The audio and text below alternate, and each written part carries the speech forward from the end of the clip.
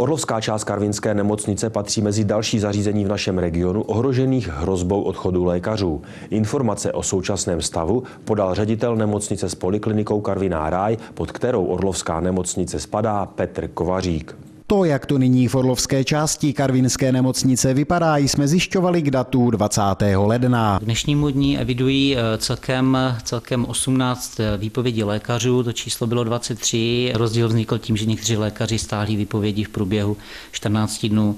Nejvíce ohrožené oddělení v současné době je interna. Chirurgické oddělení, to je prakticky nefunkční, vypadá velice špatně i neurologické oddělení a problémy jsou samozřejmě i na ARO. Hrozí tedy Orlové to, že by některé oddělení bylo úplně zrušeno? V současné době nehrozí úplné zrušení oddělení, nicméně ta situace s odchodem lékařů znamená, že některá oddělení budou dočasně uzavřená.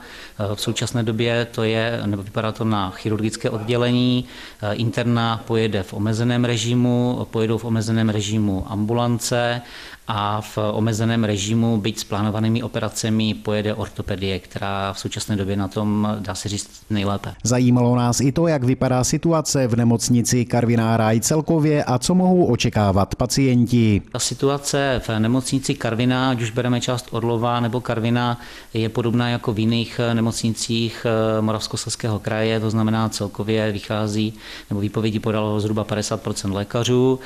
Když to vezmu jako celek, tak nefunkční oddělení momentálně vypadá porodnicko-gynekologické, kde by mohly nastat velké problémy. Chirurgie interna, to je totožné jako Orlova a ve hře je i dětské oddělení.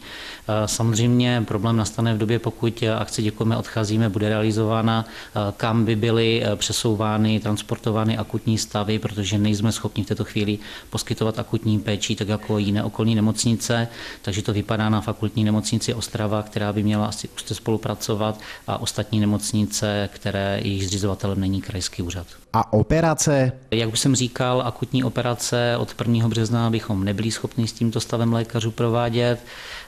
Nemocnice by fungovala v režimu, že postupně by docházelo nebo bude docházet k propouštění pacientů, těch, u kterých zdravotní stav to umožňuje, do domácí péče, a v nemocnici by zůstali ti pacienti, které nelze někam převést.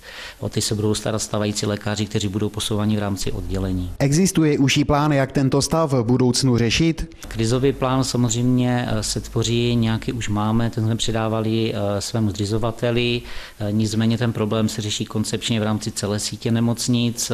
Pokud by mělo dojít k trvalému uzavření oddělení, je tam velký problém, pokud to oddělení se uzavře pojišťovna, v budoucnu nemusí toto oddělení nasmlouvat, takže by ta péče nemohla být v nemocnici poskytována. V současné době se bavíme pouze o dočasném uzavírání oddělení. V ohrožení jsou tak i další pracovní místa. Ono to spolu úzce souvisí, pokud lékaři nenastoupí do práce a oddělení by se mělo uzavřít, pak není důvod, aby na oddělení se trvával střední zdravotnický personál, takže už jsem dal pokyny k tomu, že od 1. března, pokud tato akce bude realizována, budou mít nařízené ty zdravotní sestřičky, kterých se to týká, dovolenou, s tím, že zatím jsem neuvažoval o výpovědích, ale pokud by ta akce trvala déle, tak samozřejmě by i tam vznikalo riziko dávání výpovědí tomuto zdravotnickému personálu. Taková je tedy situace dnes. Ta se ale může měnit, protože jednání stále trvají. Ředitel Karvinské nemocnice Petr Kovařík ovšem bude informovat i orlovské zastupitelstvo 9. února.